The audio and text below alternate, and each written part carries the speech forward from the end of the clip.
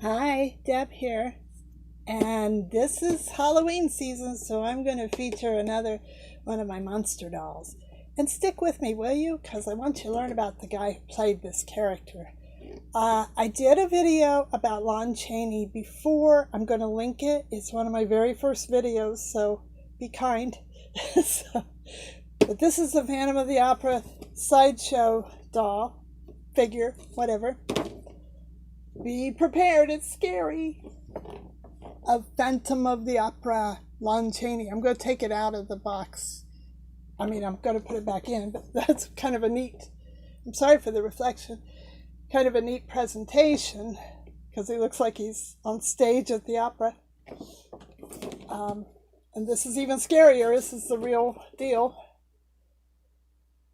Lon Chaney put wires in his nose to make it look like a skull. He was the master makeup artist.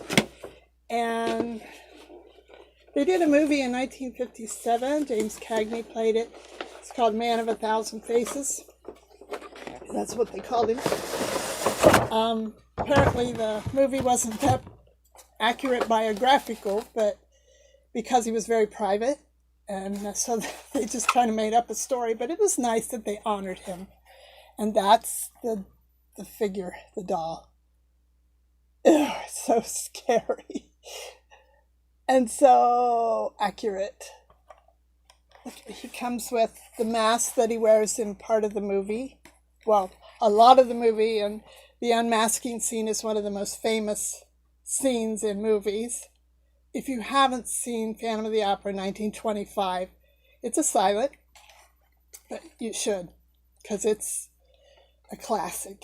And it's a violin, and a bow, and a hat, and a stand. Oh, the sideshow is remarkable. Look at those hands, they're almost bony. So for Halloween, I wanted to share. Now, in my other Lon Chaney video, I show the picture of this one, but I forgot to talk about the doll. This is the box that you already saw. It's like the movie poster. And the scary, scary monster. I want to talk about Lon Chaney. Leonidas Frank Chaney was born April 1st, 1883. In Colorado Springs, Colorado. His parents were both deaf. I've read deaf mutes, so I don't know if that's a proper way to say that. His parents were deaf, and I think they could not speak. That's what helped him become the brilliant silent film actor he was.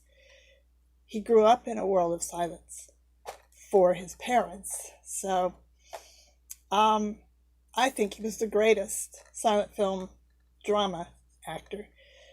His great-grandfather was a congressman from Ohio called John Chaney. I haven't looked him up yet. His son, Creighton Chaney, who became Lon Chaney Jr., one of my particular favorites, was born in 1906. His wife, I think she was unstable, she was really young, and she was a singer, and she tried to kill herself, and whatever she drank to try to kill herself destroyed her singing voice.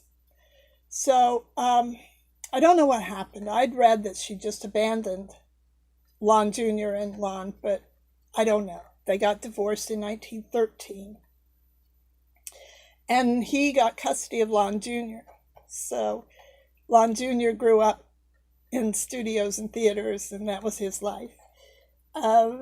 He later remarried. It sounds like he had a really happy marriage then.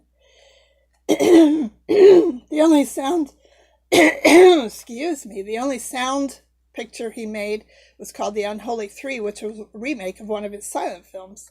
He made that in 1930. He was a dancer and a singer and a comedian as well. He did a movie called Tell It to the Marines in 1926, and the Marines were so pleased with it, they made him an honorary member of the Marines. He was the first motion picture artist to be called honorary member. And they even did an honor guard at his funeral.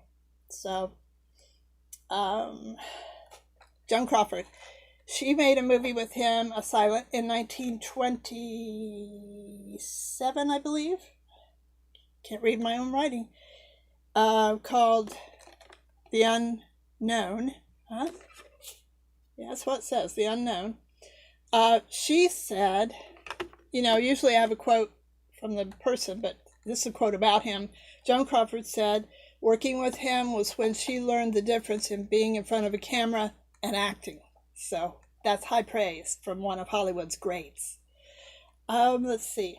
That movie's kind of rough to watch, but some of his movies are rather, I don't want to discourage you from watching them, but some of them have a brutal sense to them. He played people who were disabled, and because he said he wanted to show that people with a disability still had something to contribute to this world.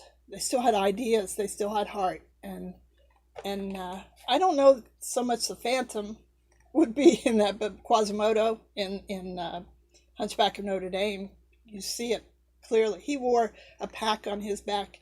Well, you'll see that doll in my other video. I'm talking too much, but I want to get all this in. Let's see. He had lung cancer, and he was on, I don't know if he's making a movie or on stage, but some artificial snow got lodged in his throat, and he got an infection from that, and that's how he died. MGM had 2 minutes of silence during his funeral. Throughout all their stages, everything. 2 minutes of silence. I don't know any other actor they did that for, not even Clark Gable. I don't know that they did. Anyway, he did 157 films. 102 of them are lost because Hollywood didn't preserve it like they should have back then. What a shame. What have we lost not seeing those films? Let's see. He died in August 26, 1930.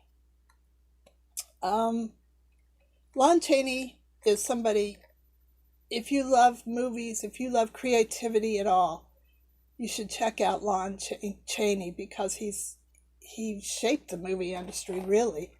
And this doll is a perfect representation of his most iconic role. Arguably, Quasimodo might be, but to me, it's the Phantom.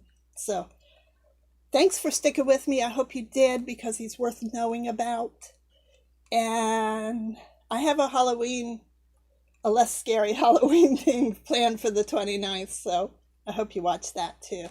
So I hope you like, comment, subscribe, follow me on Instagram, and have a wonderful day. Toodles!